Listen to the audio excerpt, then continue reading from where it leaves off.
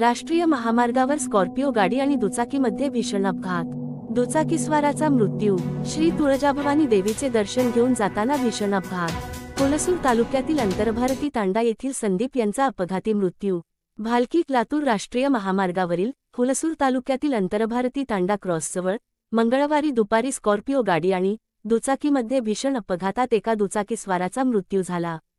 संदीप जीवाल राठोड व 31 हुलसूर ग्रामपंचायतीअंतर्गत येणाऱ्या अंतरभारती तांडा येथील रहिवासी दुचाकीस्वार होते आणि त्यांना पुढील उपचारासाठी बिदर येथील ब्रिम्स रुग्णालयात नेत असताना त्यांचा वाटेत मृत्यू झाला.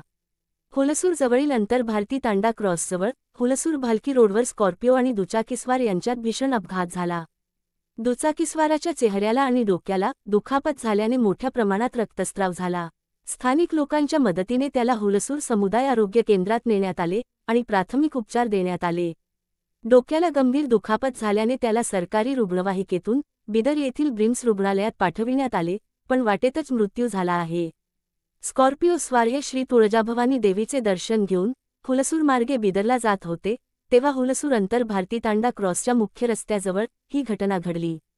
हुलसूर पोलीस ठाण्यात गुन्हा दाखल करण्यात आला आहे आणि तपास सुरू आहे, अशी माहिती PSI शिवप्पा मेटे यांनी सांगितले.